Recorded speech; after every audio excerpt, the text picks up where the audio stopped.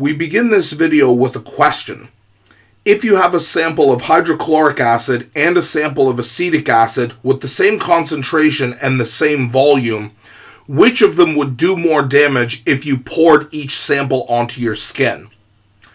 The correct answer to this question is, please don't pour acid onto my skin. I don't want to burn it like this picture here. If we dealt with which one is more deadly, however, most people probably would have said that hydrochloric acid is. And you'd be right. But why is this? Because if each of the acid samples we have the same concentration and the same volume, theoretically they should be equally as deadly. Now, the deadliness, or more specifically the corrosiveness, the ability of an acid to dissolve objects, is determined by how much hydronium is produced in the ionization reaction with water. Therefore, the deadliest acids in the world are the ones that produce the highest concentration of H3O+ when ionized in water. Now, how exactly can we determine whether one acid produces more or less H3O+ than another, and why is H3O+ deadly at all? Well, consider the structure and the polarity of water. We know that water, as a polar molecule, can use its oppositely charged poles in order to pull apart molecules that also are polar or molecules that are ionic, such as salt. Now, basically what we're doing when we make hydronium is that we're increasing the strength of its negative and positive sides by giving it a full positive charge like this. Now, what this means is that its poles get stronger, meaning that its ability to attract to and pull apart other molecules is significantly increased, which is why water basically does nothing to your skin, whereas hydronium would actually cause your skin cells to dissolve. This is what acid burn is, as long as you have enough hydronium. And this is why acids like hydrochloric acid are rightly viewed as being very deadly. Hydrochloric acid is an example of something that we call a strong acid, and no, strong acids are not simply acids that do a lot of damage to humans if you spill it on them. There is actually a very specific definition which involves how they ionize. Strong acids are acids that ionize completely and irreversibly when they are put into water, and we see on this table here that HCl, along with other culprits such as sulfuric acid, nitric acid, and a number of other acids, perchloric acid is particularly deadly. We see that all of these are considered strong acids. Likewise, strong bases, which include mostly the metal hydroxide bases that you saw in Science 10, we see these are listed as strong bases, which are exactly as they sound, bases that, in the case of metal hydroxides, dissociate completely and irreversibly in water. So, what exactly does this mean?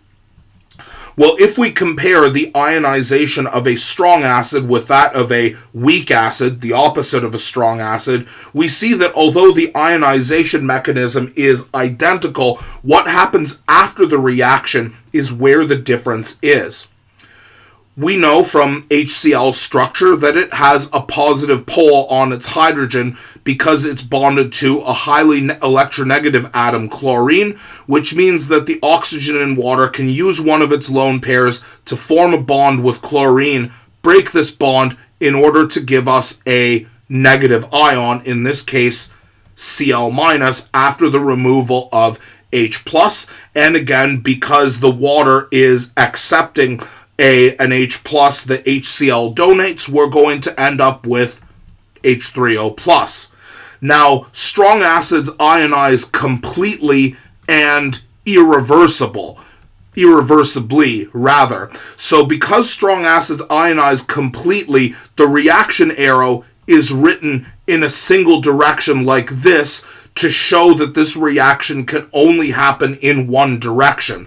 Now, what this means is that any HCl that is put into water, as long as we have enough water to dissolve it, the water is going to always pull this hydrogen off, which means that the concentration of HCl that we add into water is going to be equal to the concentration of H3O plus that we make, because every single HCl molecule is going to react with water and give us an equal amount of H3O plus in the end. This is not true of acetic acid, and we've seen this reaction enough, so I won't belabor this point, but where the reaction differs is in what happens to the products. So the active part of acetic acid is the negatively charged oxygen that we make on the acetate molecule CH3COOH. Now this negative charge here is interesting because if we consider how this behaves with H3O plus, we can see that this oxygen, because this oxygen has 3 lone pairs like this, these lone pairs don't want to stay together. They're going to look for the strongest positive charge that it can find, which means that one of these lone pairs can reform the bond with hydrogen that was broken by water, take this hydrogen back, break this bond so that it becomes a lone pair, and give us water again. What this means is that whenever we have a reaction that involves a weak acid such as this, the negative ion that forms here can retake the hydrogen that water took originally, which means the reaction arrow can be written like this, showing that the forward directions reaction happens where water takes the H plus away from the acid, exactly as we saw before. But because of this negative charge on the oxygen here, it's able to retake the hydrogen here and go back to the original reactants that we saw here. So because weak acids ionize incompletely, meaning that not 100% of the acetic acid will ionize, because a certain percentage of it that does is going to take back its hydrogen and give us the reactants that we had before. So because the forward and reverse reactions are happening here, we can write weak acid ionization with this double-headed arrow like this. So what this means is that if we're considering weak acids, the acid concentration and the hydronium concentration are not equal to each other, because not 100% of the weak acid will ionize, because a certain percentage of it will reverse itself and give us what we had originally. And for this reason, the amount of H3O plus that we produce in the end is not the same as the original concentration of acid that we had.